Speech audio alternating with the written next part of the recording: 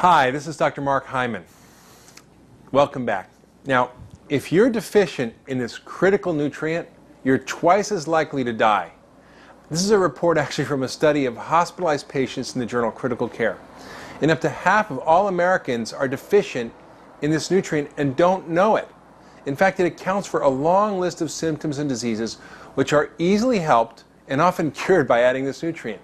In fact, in my practice, this nutrient is one of my secret weapons against illness. What is it? It's magnesium. It's the stress antidote and the most powerful relaxation mineral. Now, I find it very funny that more doctors are included into this nutrient because we use it all the time in conventional medicine, but never stop to think about why or how important it is to our general health or why it helps our bodies function better. In fact, I remember using it when I worked in the emergency room.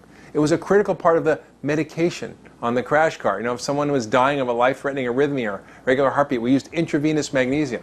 If someone was severely constipated or needed to prepare for a colonoscopy, we gave them milk of magnesia and a green bottle of liquid magnesium citrate, which completely empties their bowels. If a pregnant woman came in with preterm labor or high blood pressure of pregnancy or seizures of pregnancy, what do we give them? High doses of continuously dripped in or intravenous magnesium. But you don't have to be in the hospital to benefit from treating magnesium deficiency.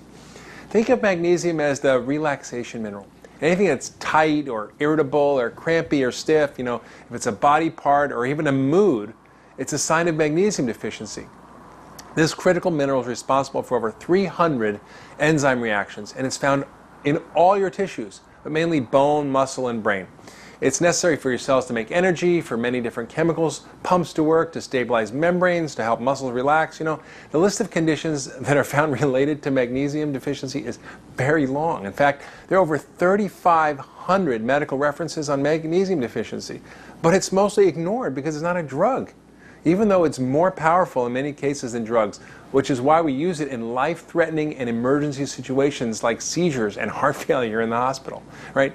You might be magnesium deficient if you have any of the following things: muscle cramps or twitches, insomnia, irritability, you're sensitive to loud noises, you're anxious, you have autism, ADD, your palpitations, angina, you're constipated, you have anal spasms, you have headaches, migraines, fibromyalgia, chronic fatigue, maybe you have asthma or kidney stones. What about diabetes, obesity, osteoporosis, high blood pressure, PMS, menstrual cramps, irritable bladder, irritable bowel, reflux, trouble swallowing, and lots more. It's even been linked to inflammation in the body and higher C-reactive protein levels. So how bad is this problem? Well, it's very bad in our society.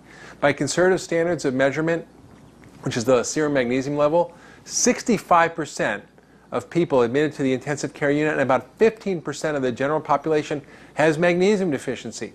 But this is seriously underestimating the problem because a serum magnesium level is the least sensitive way to detect a drop in your total body magnesium.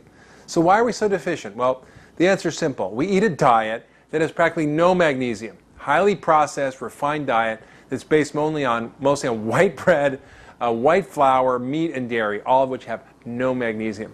We live lifestyles that cause us to lose magnesium from our bodies, and whatever magnesium we have just goes out and we never replace it. We drink coffee, alcohol, we eat sugar, we're under chronic stress. In fact, one study in Kosovo, they found that under chronic war stress, there was tons of magnesium that came out in people's urine. And hardly any of us eat foods that are high in magnesium. And when was the last time you had a good dose of sea vegetables or seaweed or nuts or greens or beans? If you're like most Americans, your nut consumption mostly comes from peanut butter and probably from chocolate-covered peanut butter cups.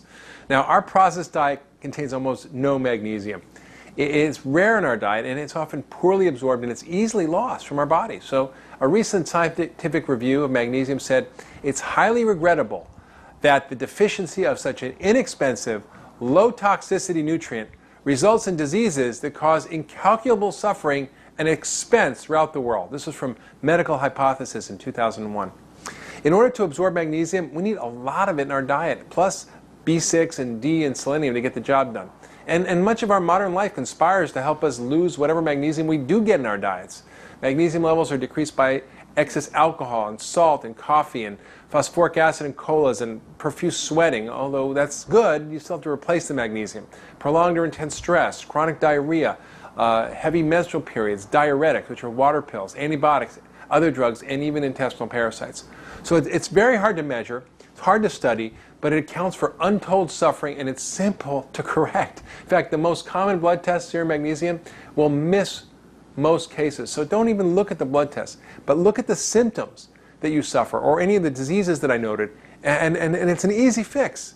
So how do you fix it? Well, number one, stop draining your body of magnesium. Limit the coffee, alcohol, colas, salt, sugar. Learn how to practice active relaxation, and check with your doctor if your medication might be causing magnesium loss.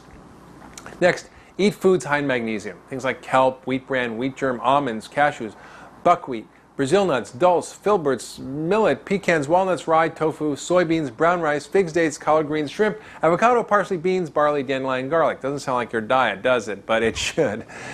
Take magnesium supplements. Now, this is very important. I think most of us do need these. And the minimum amount required is 300 a day. Most of us get even less than 200. And some need a lot more depending on their condition. And most people do well with between 400 and 1,000.